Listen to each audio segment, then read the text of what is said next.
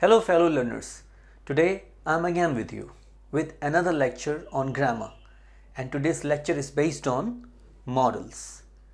And because modals are many in number, so I have divided today's lecture in two parts. Now part 1 deals with can, could, 8 modals. These are here: can, could, may, might, shall, should, will, would. And part 2 deals with must, ought to, used to, need and dare.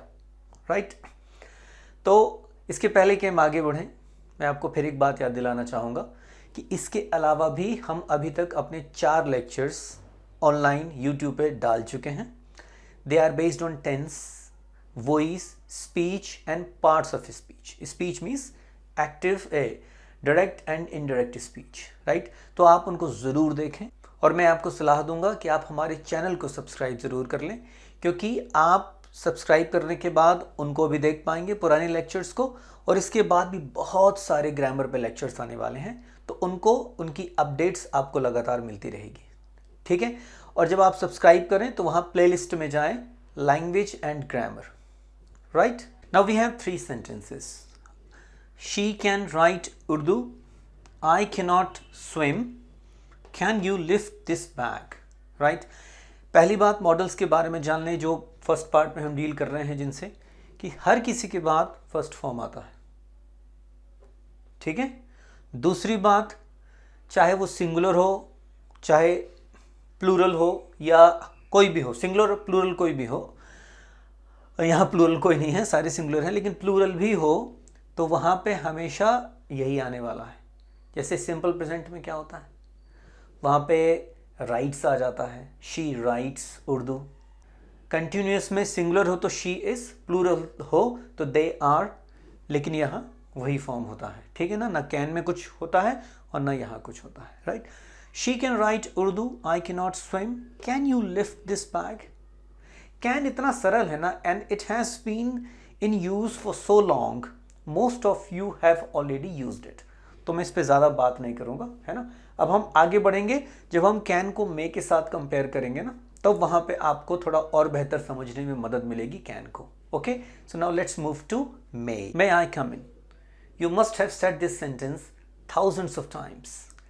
In fact हमें ज़्यादातर लोग जो थोड़ी बहुत अंग्रेज़ी बोल पाते हैं, उसमें से ये सेंटेंस सभी ने बोला होता है. ठीक है, परमिशन के लिए, मैं can I use your phone, दोनों सही हैं. मे आई यूज़ योर फोन आप किससे बोलेंगे, यदि आप किसी स्ट्रेंजर से बात कर रहे हैं, because it sounds more formal. किसी सुपीरियर से बात कर रहे हैं, अपने बॉस से बात कर रहे हैं, तो मे.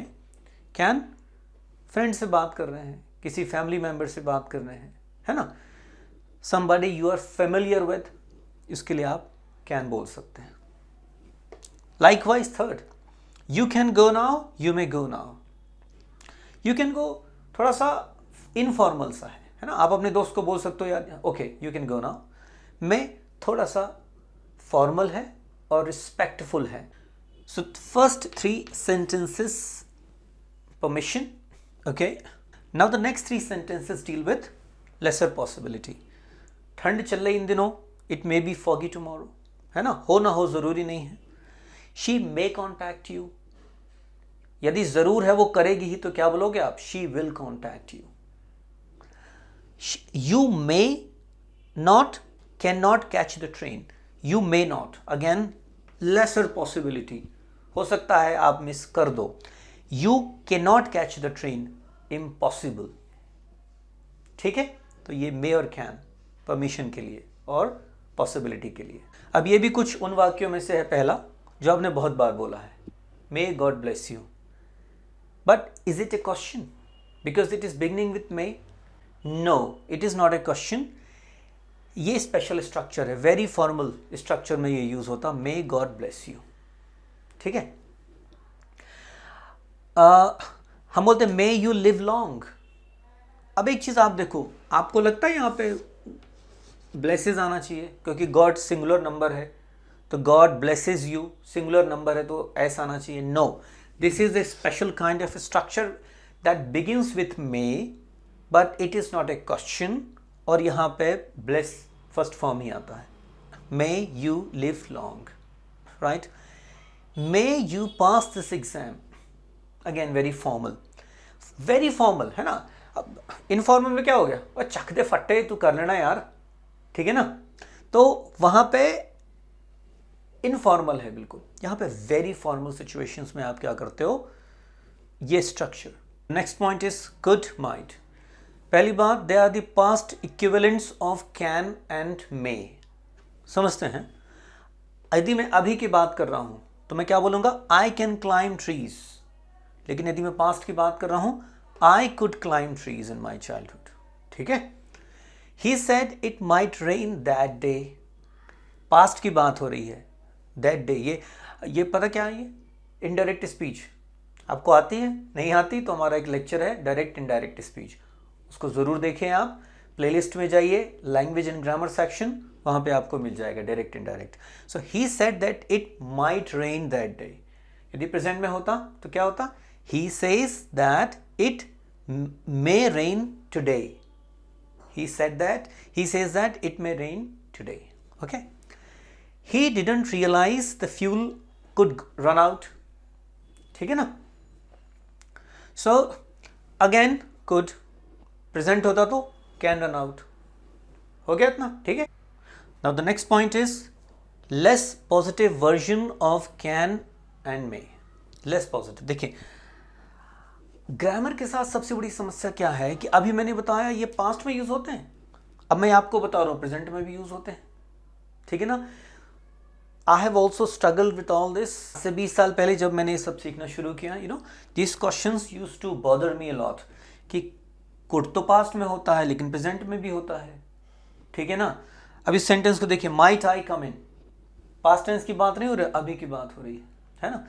ये सब हुआ, लेकिन धीरे धीरे मुझे एक चीज समझ आई, जितना आप पढ़ोगे, जितना आप यूज करोगे, okay, your doubts will clear.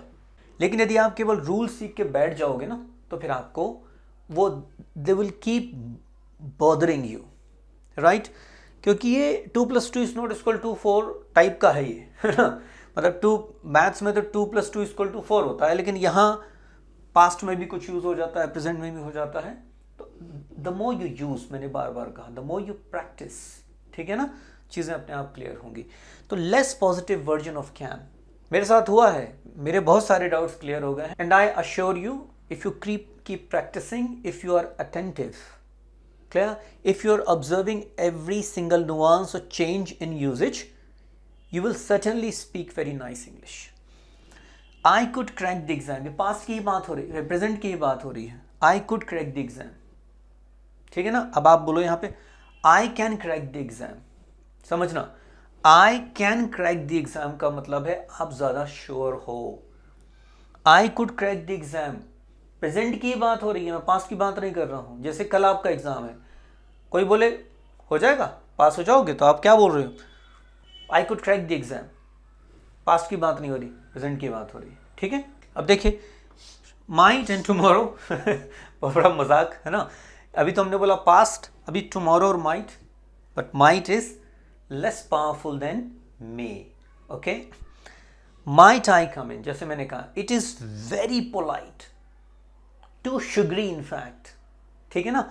मैं आपको एक लिख के दिखाता हूं कि असेंडिंग ऑर्डर में कौन सबसे वीक होता है, कौन सबसे स्ट्रांग होता है, ठीक है। देखिए सबसे कमजोर माइट और सबसे पोलाइट माइट, सबसे स्ट्रांग क्या होता है, कैन, और सबसे इनफॉर्मल कैन।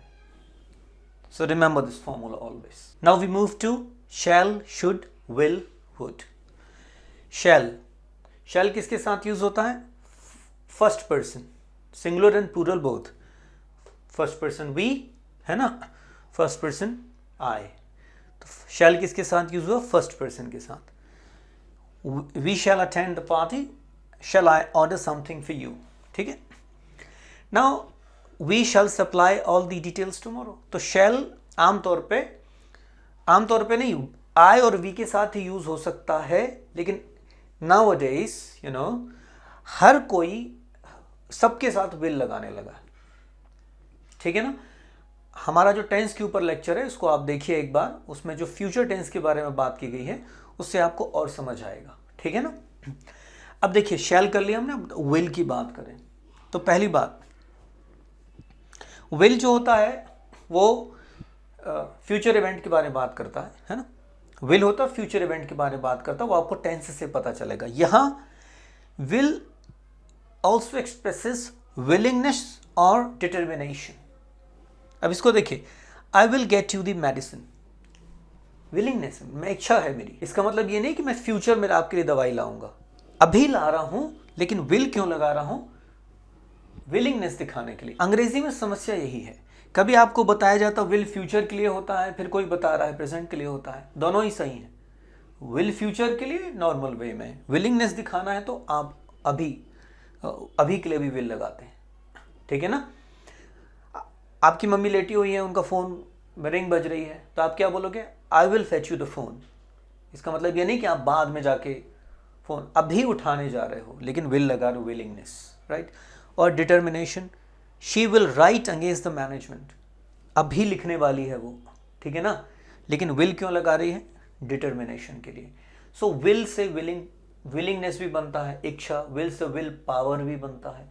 ये यदि आप छोटी छोटी बातों को याद रखोगे ना कि विलिंग पावर है ना, विल पावर, विलिंगनेस, तो आपको समझ में आने लगेगा, अच्छा ये यहाँ पे मेरे को यदि विलिंगनेस दिखानी है तो मैं प्रेजेंट में भी विल का यूज़ कर लूँ, यदि मुझे डिटर्मिनेशन दिखाना है तो मैं प्रेजेंट में भी विल का यूज़ कर लूँ, ठीक है। Habit, he will never miss a single class, इसका मतलब ये नहीं कि फ्यूचर में, अगेन विलिंगनेस, जहां कहीं विलिंगनेस की बात आती है आप विल का यूज करते हो प्रेजेंट मोमेंट के में भी। चलिए शुरू करते हैं। Next, will, assumption and probability. अब देखिए, this will be the book you want, I suppose, मतलब आप किसी दुकान में जाते हैं, वहां बोलते एक किताब थी जिसके राइटर का नाम है ना ए से शुरू होता था, या ब्लू कलर की थी, ठीक है ना, उसमें ऐसा चित्र बना हुआ था, तो दुकानदार बोलेगा this will be the book you want, I suppose. Assumption के लिए वो अज्यूम कर रहा है कि शायद तुम इस किताब की बात कर रहे हो। Our next lecture will be of astrophysics. Will be का मतलब ये नेसेसरली नहीं है कि फ्यूचर इवेंट है, मतलब वो वही लेक्चर होने वाला। इसके पहले आपने पढ़ा था डिटर्मिनेशन, श्योरिटी, अब यहां पे है अजम्पशन, प्रोबेबिलिटी। बहुत कंफ्यूजन होगा आपको, बहुत ज्यादा, but trust me, all that will clear if you persist, if you keep at it, if you persevere, if you don't give up. पढ़ते रहिए, यूज करते रहिए। मैं कितने संघर्ष से गुजरा हूं, मतलब मैं जानता हूं खुद, but today I am very confident in most of the cases, right? तो आप भी हो जाएंगे ना कितने कॉन्फिडेंट। अगला है विल यू, इन्विटेशन और रिक्वेस्ट के लिए। Will you pass on the book, will you pass the book on, है ना, उसको दे दोगे जरा आप रिक्वेस्ट करने के लिए। Will you join us for the movie, ठीक है ना, आप इनवाइट कर रहे हो, ठीक है ना। तो ये अगेन हो सब रहा है प्रेजेंट में ही, बट क्या है ये, रिक्वेस्ट और इनविटेशन। और यही आप यदि लिख दें would you pass the book on, would और ज्यादा पोलाइट हो जाता है। और वुड ऑफन, जैसे यहाँ पे करते हैं, वुड यू, यहां कर दें जगह नहीं ऊपर, would you like to join, है ना, इसको काटें, would you like to join us for the movie. Would you like, will you like, would you like, will you like, right. Would you like ज्यादा पोलाइट है, ठीक है ना। अभी मैंने आपको बताया था might, could, can, may, ascending order, है ना, वैसे इसमें आपको ये चीजें याद रखनी है। These are the last points about shall, should, will, would. पहला, पास्ट इक्विवेलेंट्स। याद करिए, जैसे कैन, कुड, मे, माइट का किया था ना, एक बार पीछे जाके देखेंगे तो आपको समझ आ जाएगा कि पास्ट इक्विवेलेंट्स का मतलब क्या है। He promised that he would call back, इसको प्रेजेंट बनाए, he has promised that he will call back. Will है क्योंकि ही हैज प्रॉमिस्ड बोला हमने, प्रेजेंट परफेक्ट लगाया, ही प्रॉमिस्ड पास्ट लगाया, सो वुड आ गया। वैसे दूसरा वाला पास्ट है, we were unsure if we should reach there on time, should आया। यदि प्रेजेंट होता we are unsure if we should की जगह क्या आ जाएगा, shall reach there on time. दूसरा है शुड ड्यूटी और obligation, you should be punctual, जिसको हिंदी में अपन चाहिए के सेंस में कर देते हैं ना, वो उससे समझ सकते हैं। तो आपकी मॉरल ड्यूटी है कि आप जहाँ भी काम करते हैं वहाँ समय से जाएं, है ना। You should be punctual. She should take care of her pets, ये उसकी एक क्या है, एक नैतिक जिम्मेदारी है, ठीक है। और आखिरी चीज़ पोलाइट रिक्वेस्ट। अभी इसके पहले मैंने आपको बताया था विल यू और वुड यू का अंतर वही है बस। Would you lend me your hair dryer, ये क्वेश्चन लगा दो, वुड। अब यहां बोला पास्ट, अब यहां पास्ट की बात नहीं हो रहा है, यहां प्रेजेंट की ही बात हो रही है। पूरा लफड़ा यही है कि कहाँ प्रेजेंट कहाँ पास्ट, लेकिन धीरे धीरे सब क्लियर होने लगता है जब आपको बार बार ही समझ आने लगता है। क्योंकि would politeness, you know, it has a ring of politeness. तो जहाँ कहीं आपके अंदर पोलाइट सिचुएशंस में आप कुछ बोलते हो, अपने आप वुड निकलने लगता है, अपने आप, ठीक है। I should take your leave, I should, politely मैं आपको बोल रहा हूँ कि मेरे को यहाँ से जाना चाहिए। तो मैं भी आपको बोल रहा हूँ कि लेक्चर मॉडल्स के ऊपर इतना हिस्सा खत्म हुआ। This was part 1 in which we discussed can, could, may, might, shall, should, will, would, these 4. Okay, in the next we are going to discuss the remaining ones. They are must, ought to, used to, need and dare, the remaining 5. I hope you enjoyed the lecture.